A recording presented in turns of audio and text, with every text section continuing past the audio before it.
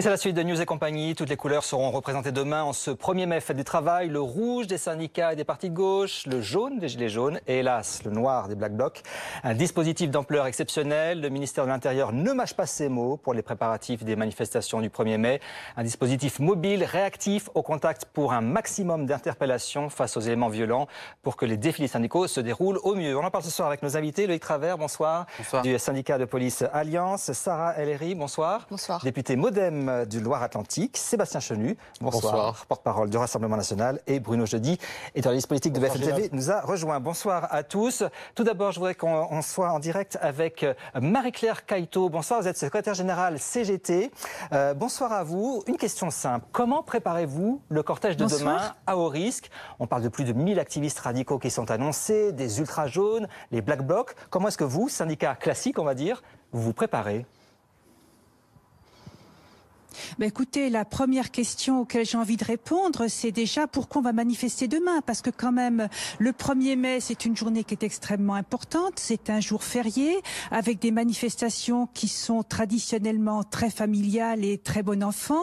Et aujourd'hui, effectivement, cette manifestation va revêtir, sans jeu de mots, une couleur très particulière, puis qu'elle va se trouver à un moment donné où il y a une crise sociale très profonde dans notre pays qui s'est illustrée depuis 6 mois sur des rassemblements dans les ronds-points, mais également dans les entreprises. Donc effectivement, aujourd'hui, depuis 6 mois, on n'a pas de réponse aux revendications des travailleurs et des citoyens, ni par le gouvernement, ni par le patronat. Donc je pense qu'on va avoir une manifestation très importante demain. Alors, à haut risque, moi, j'utiliserai pas le terme, mais je vois bien que depuis plusieurs heures, on essaye de dire qu'il va y avoir certainement des problèmes dans ces manifestations. J'allais dire, le rôle des syndicats, c'est de sécuriser les manifestations, et je pense que la manifestation de demain sera sécurisée comme d'habitude par le service d'ordre des syndicats. Justement, est-ce que vous avez adapté votre dispositif de sécurité? Est-ce que vous l'avez adapté, ce service d'ordre? Déjà l'an dernier, il y avait 1 millier de Black Blocs qui ont sévi, qui s'étaient mis devant les cortèges syndicaux. Est-ce que vous avez fait justement une réponse à ça? Oui, mais ça, vous voulez, on ne peut pas nous empêcher que des gens viennent se mettre devant les manifestations ou en dehors des manifestations. Ça, c'est vraiment le rôle du gouvernement de mettre en place un système pour que les manifestations puissent se dérouler de bonne façon. Et je le redis, la manifestation du 1er mai, en général, est une manifestation très familiale, très bon enfant, où les gens viennent en famille. Ils ont parfois vendu le muguet le matin. Donc nous, ce qu'on souhaite, c'est qu'elle puisse se dérouler vraiment comme d'habitude. Alors bien évidemment, on sait qu'il risque d'y avoir beaucoup de monde et certains viendront avec d'autres intentions que les nôtres. Mais j'allais dire, nous allons sécuriser notre cortège, comme d'habitude, et on attend du gouvernement qu'il puisse faire respecter la liberté de manifester dans ce pays. Merci beaucoup Marie-Claire Cailleteau, secrétaire fédérale CGT, de nous avoir expliqué comment vous préparez pour ce défilé à haut risque demain. Loïc Travers, donc, c'est le ministre de l'Intérieur qui le dit, 1000 à 1200 activistes radicaux, le mot employé par Christophe Castaner, qui sont redoutés demain. Vous, la police, vous avez déjà fait des contrôles préventifs dès ce matin pour essayer d'interpeller au maximum ces éléments radicaux? Oui, les contrôles préventifs ont effectivement démarré dans la journée, en prévision de la journée de demain. C'était déjà ce qui avait été fait par le passé, mais on va dire tôt le matin. Là, c'est un petit peu à l'image des risques qui sont encourus pour la journée du 1er mai, avec un nombre important de participants, à la fois les gilets jaunes, mais aussi les manifestations traditionnelles des gilets jaunes, et surtout les activistes, qu'ils soient les ultra jaunes, comme on les appelle aujourd'hui, c'est-à-dire des gens ni de droite ni de gauche, ni avec une idéologie particulière, mais en tout cas une seule volonté, celle d'en découdre et de façon violente. Et bien évidemment la présence des traditionnels Black Blocs qui malheureusement l'an dernier nous avaient donné du fil à retordre au même titre que ce fut le cas pendant les manifestations contre la loi El Khomri par exemple. Cette année vous allez bénéficier du dispositif de la loi anti-casseurs, je rappelle les fouilles préventives, le délit de dissimulation du visage. Pas de l'arrestation préventive par le préfet, vous le regrettez j'imagine, mais vous avez quand même plus de dispositifs pour interpeller demain? Il y a plus de dispositifs et on considère qu'effectivement depuis 3 semaines, c'est un peu un galop d'essai par rapport à ces journées qui avaient été annoncées comme étant particulièrement violentes, donc celle du 20 avril, même s'il n'y avait pas eu la participation escomptée. Mais en tout cas demain, ce sera sans doute un test grandeur nature par rapport à cette nouvelle doctrine mise en place par le préfet de police, à la fois, comme vous l'avez souligné, par le biais des contrôles préventifs, mais aussi par l'utilisation l'utilisation des forces lourdes, qui sont traditionnellement employées pour enrayer les problématiques du maintien de l'ordre, et surtout les dispositifs complémentaires, c'est ça la nouveauté, avec les fameuses BRAV, ex-DAR, donc Brigade de répression contre les actions violentes, qui sont aux abords des manifestations, extrêmement importantes, puisqu'elles sont censées aller au contact très rapidement, dès qu'il y a un pillage, de la casse, et à partir du moment où les petits groupes sont encore, on va dire, gérables, notamment par rapport à des interpellations. Sébastien Chenu, on le voit, dispositif d'ampleur, on craint la menace, elle est identifiée, il y a une réponse en termes aussi de policiers et gendarmes, en termes législatifs. Est-ce que le gouvernement en fait assez pour assurer la sécurité et assurer le fait de pouvoir manifester pacifiquement demain en toute sécurité? D'abord, moi, ce que je voudrais dire, c'est que je suis consterné par l'état dans lequel notre pays se trouve à cause de ceux qui nous dirigent. 25 semaines de manifestations, on en est au 1er mai largement troublé, pour ne pas dire davantage, par les Black Blocs. On change de pied sans arrêt. Le on étant le gouvernement change de pied sans arrêt en ce qui concerne la doctrine du maintien de l'ordre. Le gouvernement s'érige en rempart contre les Black Blocs, mais la réalité c'est que c'est la fermeté sans les moyens. On laisse nos forces de l'ordre que je soutiens, que nous soutenons au Rassemblement national, avec des millions d'heures supplémentaires non payées. Les efforts n'ont pas été à la hauteur des attentes. Donc on a évidemment une stratégie qui aujourd'hui a été peut-être revue, adaptée. Il faut se féliciter du courage de nos forces de l'ordre, d'avoir revu cette stratégie si elle est efficace, bien entendu, mais au bout du compte, est-ce que ce pays pourrait un jour retrouver un peu de quiétude? Est-ce que les Français pourraient être autre chose que divisés, malmenés? Est-ce que notre capitale pourrait être autre chose qu'abîmée? Est-ce qu'une réponse politique pourrait venir à un moment donner un peu d'apaisement dans ce pays? Moi, j'en veux beaucoup au Sarah président de la République. Vous donner la parole. Vous représentez la majorité et vous entendez ces critiques de Sébastien Chenu du Rassemblement national. Mais j'ai envie de dire, chers collègues, quand nous avons eu les moyens de voter une loi pour permettre aux policiers, vous ne l'avez pas fait. Voilà ce que je retiens. Vous avez voté contre. Arrêtez d'être dans la polémique. Loi. La situation est grave. Vous donnez des miettes. Il y a des millions d'heures supplémentaires qui ne sont pas payées. Il ne faut pas faire de polémique. Monsieur Chenu, je pense que c'est malvenu. Toute une veille de 1er mai. Je dis juste que demain, nous avons besoin de donner l'ensemble des moyens à nos policiers. Oui, il y a des retards. Que ça dure. Oui. 25 semaines que vous abîmez notre pays. Ça fait 25 semaines où ce sont des casseurs qui cassent les vitrines, qui mettent à mal notre pays. La réponse politique, elle est arrivée. La réponse politique, elle doit être déclinée, elle doit être comprise, elle doit être mise en œuvre avec les organisations syndicales. Vous savez, le 1er mai, normalement, c'est la journée où moi j'ai défilé pour la première fois avec mes grands-parents. Et donc quand j'entendais la syndicaliste dire c'est un moment familial, oui c'est vrai. On parle travail, on parle salaire, on parle emploi, on parle formation. C'est des moments où normalement on est heureux. On est heureux et puis voilà, il y a un côté un peu détendu. Sauf que demain, ce n'est pas le sentiment que nous avons dans notre pays. Parce que on est la veille, au lieu de parler proposition, au lieu de parler salaire, au lieu de parler heures supplémentaires. On craint les violences. Voilà, violence, Black Bloc. Et ce n'est pas dû à ces dernières semaines. C'est une réalité qui s'ancre dans notre pays. Les violences montent et aujourd'hui, les réponses, elles doivent être législatives. C'est ce que nous avons commencé à faire. Ensuite, moi, j'en appelle à la responsabilité également. Et je vais assumer mes propos demain.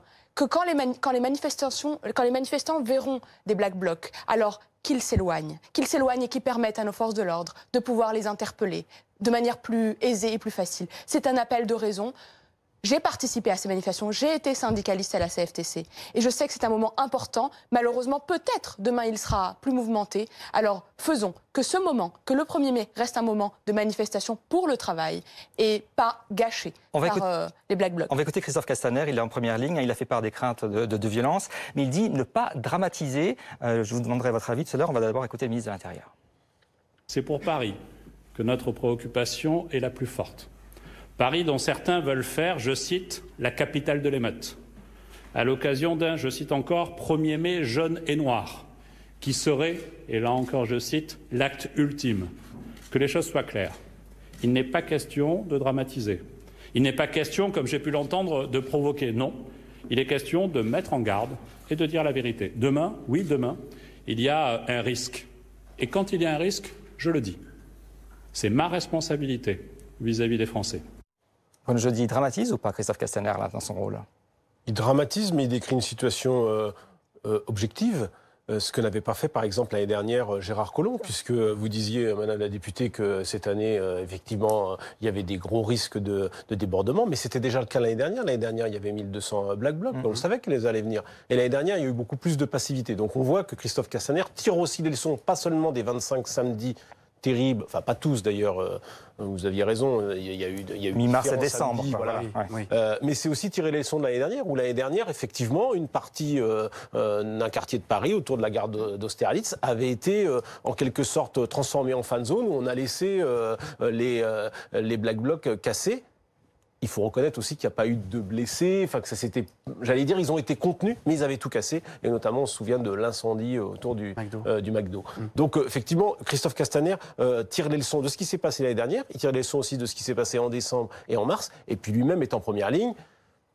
Et je ne sais pas s'il est en sursis ou pas, mais en tous les cas, il sait bien qu'il n'a pas le droit à l'erreur, et donc il met le paquet, pardonnez-moi l'expression. Vous le sentez en première ligne, votre ministre ? C'est quand même 5 fois plus un dispositif policier qui est 5 fois plus important que l'année dernière. Au 1er mai, puisqu'il y avait 1500 policiers l'année dernière. Il faut savoir, grosso modo, qu'on attend le même nombre de Black Blocs et qu'il y aura sans doute moins de manifestants en plus, globalement, sur Paris, parce que c'est quand même une sale journée qui se prépare aussi pour les commerçants qui vont encore trinquer, pour les Parisiens. Il y a 584 commerces qui vont fermer demain. Mais aussi pour les syndicats, parce que c'est vrai que les syndicats, alors ils sont divisés et sans doute de moins en moins nombreux, 1er mai après 1er mai, 200 000 l'année dernière, 500 000 il y a 10 ans, 1 million en 2002. Donc de toute façon, le 1er mai ne fait plus recette dans le pays. Et demain, il y aura sans doute, hélas, moins de monde, parce que le 1er mai, c'est aussi la fête du travail. Il y aura moins de monde dans les cortèges, mais pour l'exécutif, c'est une journée test, pour Christophe Castaner, pour le gouvernement aussi, au lendemain des annonces des annonces et de ce que va faire le gouvernement.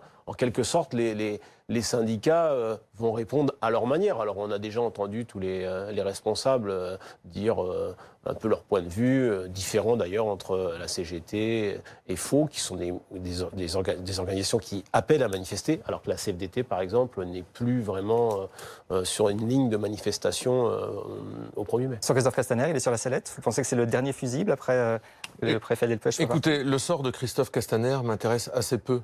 Moi, c'est le sort des Français qui me préoccupe. Il y a un an, c'était le début de l'affaire Benalla. Depuis un an, ce gouvernement a mis la France sans dessus, dessous, dans tous les domaines. Alors j'entends ma collègue qui nous dit qu'elle préfère le soleil à la pluie, qu'elle aime bien quand tout est sympathique, etc. Moi aussi, je préfère largement des manifestations qui se déroulent dans la convivialité, je préfère le soleil à la pluie, la paix à la guerre. Oui, d'accord, mais enfin, une fois qu'on a dit toutes ces banalités, il faut se poser les vraies questions. Ce gouvernement a déstabilisé notre pays profondément. Aujourd'hui, les gens qui sont dans la rue, que ce soit les gilets jaunes, que ce soit les gens qui viennent pour le 1er mai parler des problématiques sociales, et ils savent très bien ce qui est en train... Je vais terminer mon propos. Ils savent très bien ce qui se passe et ce qui est en train de se passer. La réforme des retraites qui arrive, la baisse des pensions de réversion qui va passer. Mais non, pas du tout, c'est bien ce que je suis en train de vous dire. Mais ils savent très bien, et ils manifestent. Il y a donc des gens qui viennent délivrer un message politique, mais vous n'apportez jamais de réponse à ce message politique. Ou plutôt, 10 milliards en décembre, vous êtes dans la duplicité. Ou plutôt, vous êtes dans la duplicité. Plutôt, vous êtes dans la duplicité. Car ce que vous ne dites pas aux Français, c'est qu'ils vont devoir se serrer la ceinture bientôt en ce qui concerne les pensions de réversion, en ce qui concerne l'assurance chômage pour les cadres, en ce qui concerne... Non, ce n'est pas faux. Et vous le savez, nous en parlerons. Et en ce qui concerne l'âge de départ à la retraite ou le montant des retraites. Donc les gens qui défilent demain sont très conscients. Apportez une réponse politique à la hauteur des enjeux et arrêtez de nous dire que le soleil vaut mieux que la pluie. Si on parle travail, on parle heures supplémentaires défiscalisées, on parle baisse supplémentaire de la police aussi. On parle... Mais oui, vous me laissez pas aller au bout de mes propos. Oui, il faut les payer. Oui, c'est une dette qui n'est pas acceptable. Et oui, il faudra la payer. Mais dites aussi la réalité. C'est que nous sommes héritiers de cette dette. Le plus important, c'est qu'elle soit payée et qu'elle soit purgée. Toujours la faute des autres avec vous. Non, absolument pas. Disons que les 23 millions d'heures supplémentaires dans la police nationale, elles ne datent pas d'hier. Non, mais assumez, vous êtes aux responsabilités. Il y a eu un petit souci, je veux prendre la défense de personne. Différents gouvernements. Il y a d'ailleurs des négociations qui vont bientôt démarrer sur ce point précis. Et d'ailleurs, tant mieux. Et j'espère que ça aboutira rapidement et notamment avant l'été. Voilà un propos très clair et très sage, très objectif. Mais les sujets emploi, c'est quoi? C'est baisse de l'impôt sur le revenu pour les classes moyennes. C'est aujourd'hui, nous parlons travail, heures supplémentaires défiscalisées, renouveau de la prime, la fameuse prime Macron. Vous savez qu'aucun Français ne vous croit. Vous savez qu'aucun Français ne vous croit. Que dans les derniers sondages, aucun Français n'est dupe de ce que vous racontez. Mais j'ai envie de vous dire, quand le bulletin de paye augmentera, quand les pensions augmenteront, quand ça sera concret, ça sera entre leurs mains.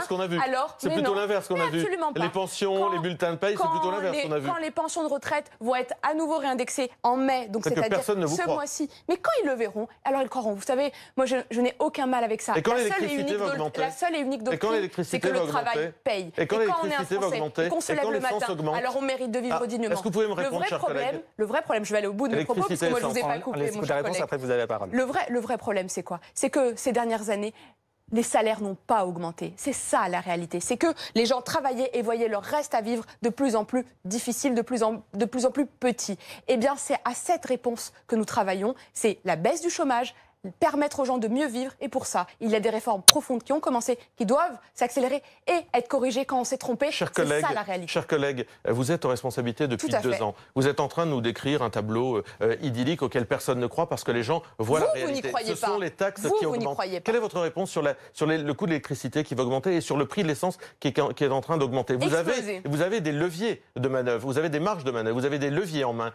Quelles sont vos réponses sur ces taxes par exemple, qui augmentent? Est-ce qu'on peut voir les taxes sur l'essence durement le pouvoir d'achat des plus faibles en particulier, des retraités, des ouvriers. La destruction d'emplois, d'ouvriers, d'employés s'est accélérée cette année. Quelles sont vos réponses sur ça? Parce que vous nous dressez un tableau magnifique, mais la réalité est très différente. Je vis sur mon territoire et je vous l'ai dit, j'étais syndicaliste. J'étais syndicaliste juste avant ce mandat-là. Ça veut dire il y a moins de 2 ans, je défendais dans mon entreprise l'augmentation des salaires, la reconnaissance on va dire, de la place de la femme dans l'entreprise pour plus d'équilibre vie familiale, vie professionnelle.